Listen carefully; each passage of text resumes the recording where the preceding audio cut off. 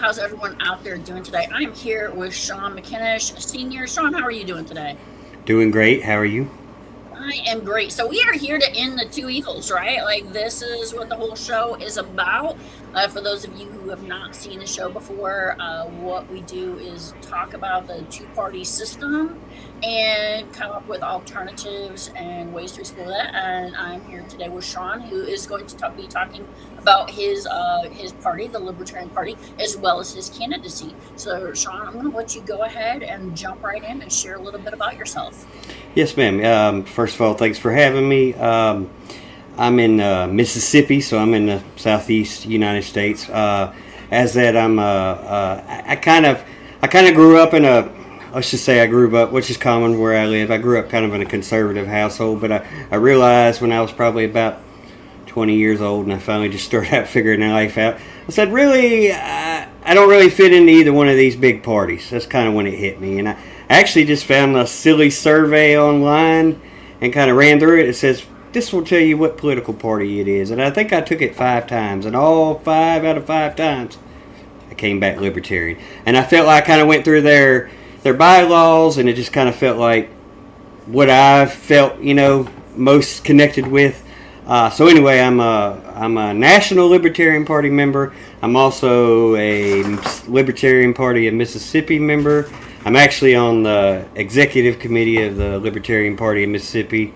I'm my District 3 representative, so I help kind of find candidates to run as libertarians in my district and support them as needed. I ran for office locally myself for the first time last year. I just ran for Ward 1 alderman of my little town I live in, which is Pelahatchie, Mississippi. You'd have to Google it unless you're from here. Very small town of about 1,200 people. I've helped a couple of other libertarians locally work on some of their campaigns. I was kind of heavily involved 2 years ago with Lars Mapstead. He ran for president as a libertarian. He didn't make it to the final. Chase Oliver ended up being our ticket on the presidential ballot. But I kind of was with Lars Mapstead and did some networking and calling and things like that. And basically, I've been trying to get all the political experience I can, whether it's local, whether it's national, just to try to get in there and learn everything. And So I really want to highlight a few of the things that you said, Shaun. That was just an incredible introduction. First of all, if you are not familiar with the Libertarian Party, definitely go out and take a look at the Libertarian Party platform. And the Libertarian Party does have access in all 50 states and other ballots, which is really important. A lot of the smaller parties don't have that. The two parties that do have full access is the Green Party and the Libertarian Party. So something to be aware of is these movements have been out there for a very long time. But if the big two parties are not for you, it's kind of like you go into Baskin Robbins, you get 31 flavors. Political parties, you get two options. That's a cream, sugar, coffee. No, like I want more than this, right? right. So definitely, if you're out there, you're looking for options. There are other places that you can go. You are not stuck with the two parties, and let's really hit something home that you talked about, Shaun. Let's talk a little bit more about the presidency. You mentioned having to help the Libertarian Party candidate, and everybody says when you vote for a third party candidate, you're wasting your vote. Let's pull that back a little bit more. Yeah, that's one of the biggest things I've ever heard. A lot of times even when I was running for alderman, I went to all 1,200 homes in my town and knocked on all 1,200 doors. And I will say this, if everybody who said they were going to vote for me, voted for me, I would have won in the landslide. The problem is nobody voted. That's kind of what we're seeing. But I lost train of thought here. It is okay. We're talking about the presidential election and Yes. this two-party evil. Yes. So that's what I heard a lot of. I heard, why would you even run? All you're going to do is split a vote or, cause a tie and the other person will win, or votes just canceling out, or any of those kinds of things. And I say a couple things to that. One, is we're never going to have a libertarian president or a libertarian senator or a libertarian anything unless we run for office. Two, that's how we start. I think for me, that's kind of why I wanted to run last year. If we are going to start, what do we have a chance better? This is the way I look at it. Do we have a better chance of a libertarian president winning first or a libertarian alderman winning first? Probably alderman. It's probably a much more winnable race. But I still want to belong to a party, even if it's a third party, green, libertarian, whatever, independent even. I think it's important that we run, that we show people you run. I used to tell people, look, I want to run, even if I know I'm not going to win. I've already won. Because for me, it was something like, if I'm a libertarian and I'm on the ballot, that's a win. I'm already won. Same thing as if I was Chase Oliver, who I did vote for president. He won, and he won in that. Even some of our, it's sad to say it, even some of our libertarian state chapters didn't really support Chase Oliver, and still don't. But he made an appearance. He ran for office. I had a lot of crazy things happen to me just running for alderman. So I can only imagine what things that he probably had to go through just to run for something as big as president. But a quote that always sticks with me to add on to that is, whatever you do in life may be insignificant, but you better do it because nobody else will. That's where I feel about it. So I think Shaun, that is such a good point. Like, absolutely so imperative. If you're not going to do it, who will? And right. When I've been out there in the past, I get the same thing from people, which is where I came up with the title for this show of Two Evils. Is I'm not going to vote for evil, okay? Like, I'm not going to be like, I'm going to vote for the lesser of two evils. I'm going to vote for something I believe in. And what I will say is some studies did come out showing that at the lower levels, people are frustrated. And more, the third party and independent candidates are winning at those kind of city council, alderman levels. And when they are on the ballot as an option, people are selecting them. So don't think that your vote's a waste. And the other thing, and Shaun and I were talking before the show, is we've got to look at options at the congressional level. When you see where everybody just votes straight party, that is really fundamentally crushing the United States as a democratic republic. And I know people are like, oh, well, we're not a democracy, we're a republic, we're, it's still a democracy, though. It's a special form of government that we have in a democratic republic. So just so everybody's aware of that, and you can go look up all the details of libertarian sites. We talk about it all the time. And really, we just want to highlight, it's not just the presidency. Every single elected official, other than the presidency, doesn't have the same thing as the Electoral College. Right. So let's talk a little bit about how you've helped other people run and what it takes for somebody to get out there and get involved in these parties, and particularly in your party, the Libertarian Party. Right. For me, it was kind of hard. At first, I filled out a form online, and I rejoined the state Libertarian Party and the National Libertarian Party. You can do it.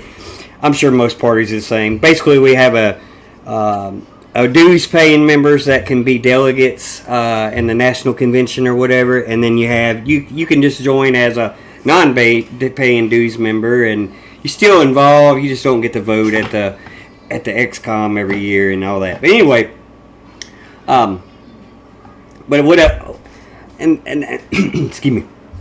Another thing I've noticed too, and this ties in with congressional and presidency and everything. I also think it's real important to run for those kind of offices as in addition to the alderman and city council, because I think the higher you go up in an office, when you're trying to grow a party and you're trying to grow people to like you said, go to mslp.org and research the Mississippi Libertarian Party or the National Libertarian Party or whatever. You're trying to get that exposure. You're trying, I count it as a win if I can just, one person a day, I can just convince, whether it's a TikTok video or a Facebook post or anything, and they say, oh, I would like to know more about this Libertarian Party. So that part of that is important. But as far as getting involved, I filled out a form, and then at the end it said, would you be interested in volunteering? And I clicked the check box, and I really didn't even know what I was getting into. But it turned out they called me, and I had a long conversation with the chairman of the party at the time, and it can be as simple as sharing Facebook posts. It can be as simple as, tagging somebody when you see something important on TikTok, or duetting their video, or whatever. But it can also be, I've made phone calls. Hey, and that's a learning experience all in itself, because a lot of calls you'll get, oh, no, sorry, not interested, click. But then you just call the next person, We have email blasts we send out, we have Facebook posts we send out. So there's all kinds of ways that you can volunteer to help. And like I said, a lot of that for me is just trying to grow the party, trying to get new members, because the more members we have, the more people that are seeking more information about the party, I think we have at getting them to vote for us. And that's what I hear a lot about. I'm a plumber by trade, so I go into a lot of people's houses. I meet new people every day just from work. I'm there they're my customer, but I try to talk, and that's just part of it. I introduce myself, and anyway, sometimes though it comes up on the matter of politics or whatever, and they say, oh well, I don't really vote anymore, or I don't feel like my vote counts anymore. But it does count, and we can talk more. I can go into it a little bit about my local race, and I can prove to you that one vote makes a difference. It may not seem like it makes a difference, but it does. But it does make a difference. But it's about, sure, people are out there, and probably more now than ever. People are tired of the D's and the R's. I get it. But that's, we want them to get excited about that Green Party candidate, or that Libertarian candidate, or an independent candidate. That's the only way we're ever going to grow, we're ever going to win. And in my race, I'm just throwing it out as an example for alderman in Pelahatchie. So I didn't win, obviously. But there was 3 people in my race total, including myself. I split the vote and caused a tie for the top 2 candidates. Well, in Mississippi, when you have a tie in a municipal election, this wasn't a statewide election, just municipal, it's settled by either drawing straws or flipping a coin. So these people flipped a coin, and then the incumbent called heads in the air. It landed on heads, and unfortunately the incumbent won again. But what I'm saying is, if one more person would have voted, or one less person would have voted, it would have been a completely different outcome. You know what I mean? So. Now, what an amazing and fascinating story there, right? I mean, Right. Literally a coin toss.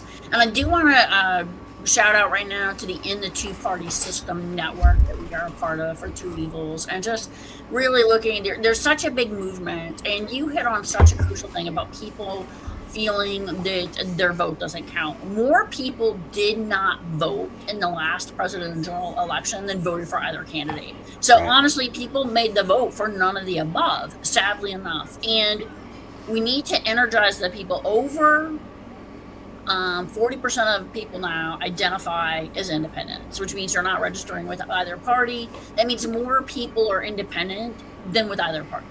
And so we really have an opportunity. And so it's not about we're going to split the vote, which people keep thinking is, but we're Right. trying to give real, actual, concrete, healthy alternatives. And this is happening. And so I had someone I interviewed with the other day, and they were from South Carolina. And for the first time, that city had an independent mayor, a mayor that was from a third party. See, there you and go. so there's real opportunity out there. There is. I agree. So, yeah. Shaun, And then, what advice do you have? We are getting close to the 15-minute point, which is probably when we're going to wrap up here. So Yes, any ma'am. last-minute advice, how people can get involved, what they can do, or your own personal wisdom?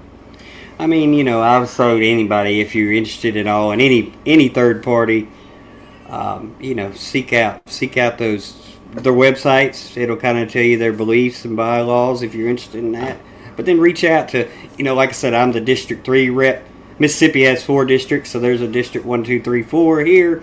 But every Libertarian Party state affiliate has contact information, has Green Party, and I'd reach out, get involved. We do.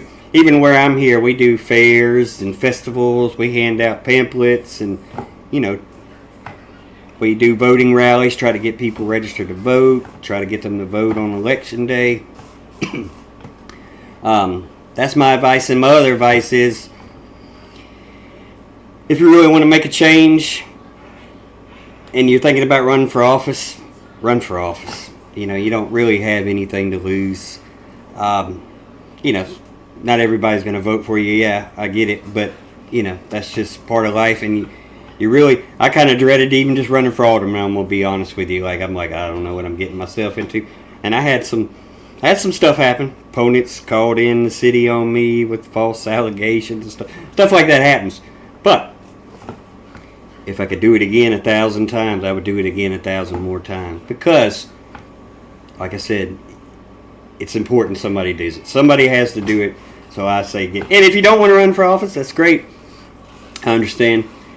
Find a candidate that, you know, find their Facebook page or whatever, and see how you can help out. Some people, you know, I had people putting out yard signs for me, and I had a crew of, I think, 10 or 12 people knocking on doors with me and handing out, putting door hangers on doors, and those things didn't cost anything. You know what I mean? That's such an important point. I mean, even, you know, just like having a podcast like this, right? Like, this is all the things that we're doing to help people out, and I'm here with the in the two-party system for. And all we want to do is get the word out. I'm also a member of the Forward Party. If you are interested in third parties, if you're independent candidates, anything else, please like, please comment, please share. And yes. If you are an independent or third party candidate and you are running between now and November, happy to have you, happy to feature you. And just get the word out, because the whole goal here is information sharing, because a lot of people feel hostage by these two major parties with so much money, but we, the people, are what it's really all about. Yes, that's right. I agree. Shaun, thank you so much for your time today. I know that we scheduled a few times, and I'm so glad that this time worked out, and just really appreciate you. I appreciate your running, and you're just out there fighting the good fight. Yes, ma'am. I'm working kind of on putting together something. I won't be running in 2026, but I am putting something together for 2027. So maybe we'll do another one of these next year. Great, and love to have you back on the show. Thank you so much for your time. Yes, ma'am. Thank you.